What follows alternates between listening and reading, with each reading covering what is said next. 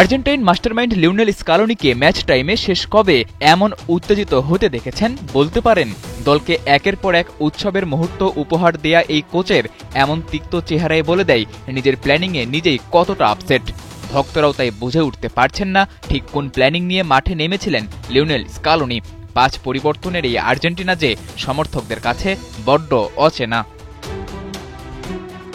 প্রতিপক্ষের মাঠে হাউসফুল হলুদিয়া সমর্থকের মাঝে যে কজন আর্জেন্টাইনকে দেখা গেছে ওদের আওয়াজ ম্যাচের শুরুতেই থামিয়ে দিয়েছে খোদ আর্জেন্টাইন ফুটবলাররাই।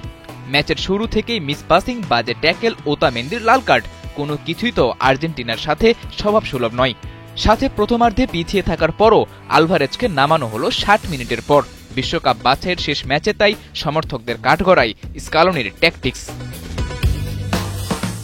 বেঞ্চের শক্তি পরীক্ষায় যদি হয় স্কালোনির মূল উদ্দেশ্য, তবে সেখানে বেশ হতাশই হতে হবে তাকে। কারণ এই ম্যাচে মেসির আইকনিক ১০ নম্বর জার্সি পরে মাঠে নামা মাস্তানতুয়ানো কিছুই করতে পারেননি। ২৮ মিনিট খেলেও গোলমুখে নিতে পারেননি একটাও শট। তবে ৩৫ বার বল টাচ করে পাসিং অ্যাকুইরেসি ছিল ৮২%। কিন্তু ১০ নম্বর জার্সির সাথে ৬.৪ রেটিংটা যে বড্ড বেমানান।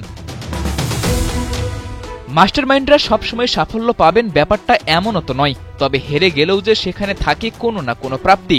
ইনজুরির কারণে জাতীয় দলে ম্যাচ না পাওয়া ম্যাক অ্যালিস্টারকে এমন দিনে মাঠে নামিয়েছেন যেদিন মেসির মতো তারকা নেই দলে, আর সুযোগটাও বেশ ভালোভাবেই কাজে লাগিয়েছেন তিনি।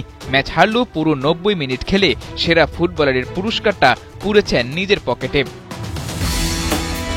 প্রাপ্তি অপ্রাপ্তি আর প্রশ্নবিদ্ধতার এই ম্যাচ দিয়েই শেষ হলো আর্জেন্টিনার ২০২৬ বিশ্বকাপ বাছাইয়ের যাত্রা, যেখানে ১৮ ম্যাচে ১২ জয় আর ২ ড্রয়ে লাতিন আমেরিকা অঞ্চলের বিশ্বকাপ বাছাইয়ে স্কালোনির শিষ্যরাই আছেন শীর্ষে। ফেভারিটের তকমা নিয়েই তাই শুরু হবে ডিফেন্ডিং চ্যাম্পিয়ন মেসি বাহিনীর বিশ্বকাপ মিশন। সাদাতুর রাফি, ৭১।